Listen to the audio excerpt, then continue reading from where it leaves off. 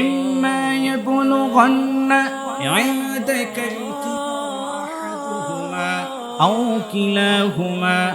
আল্লাহ রাব্বুল আলামিন এই আয়াতের এই অংশ বলছেন, ইম্মা ইয়াবলুগান্না ইনদাকাল কিবার, যদি তোমার মা বাবা বার্ধক্যে উপনীত হয়, আহাদুহুমা তাদের দুইজনের একজন, আও কিলাহুমা অথবা উভয়জন, মা বাবা উভয়ে যদি বার্ধক্যে তুমি পেয়ে যাও এটা তোমার জন্য সৌভাগ্যের কারণ, অথবা মা বাবার উভয় নয় একজনকেও যদি পাও সেটাও তোমার জন্য সৌভাগ্যের কারণ। এই সৌভাগ্যের কারণ আর মা বাবার সাথে সুন্দর ব্যবহার করার সর্বোচ্চ সময়টা এবং শ্রেষ্ঠ সময়টা হলো তারা যখন একেবারে বার্ধক্য উপনীত হয়ে যাবে, ওই বয়সে মা বাবার প্রতি সুন্দর ব্যবহার করার জন্য আল্লাহ স্পেশালি আলাদাভাবে সন্তানদেরকে হুকুম করেছেন। সুবহানাল্লাহ।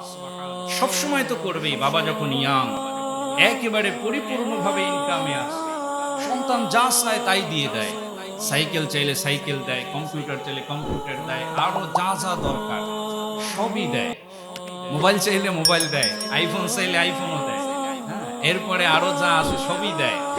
ওই সময় কিন্তু সন্তান মা বাবার সাথে ভালো ব্যবহার করবে, এটাই স্বাভাবিক। কারণ সে বুঝে যে বাবারে যদি এখন একটু খুশি না করি তাহলে যা চাই তা পাবো না। কিন্তু আল্লাহ বলছেন যে বান্দা ওই সময় তো করবাই, কিন্তু সব থেকে বেশি করতে হবে কখন? যখন বুড়া হয়ে যাবে।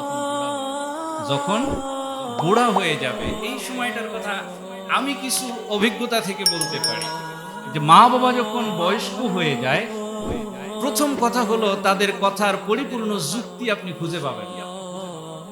এটা আপনি সবার ক্ষেত্রে। মা বাবা যখন বয়স্ক বুড়া হয়ে যায়, আপনাকে এমন কিছু কথা বলবে, আপনাকে এমন কিছু অর্ডার করবে যেটার কোনো যৌক্তিকতা খুঁজেই পাবেন না। তারপরও আল্লাহ বলছেন কি করতে হবে? সুন্দর ব্যবহার করতে হবে।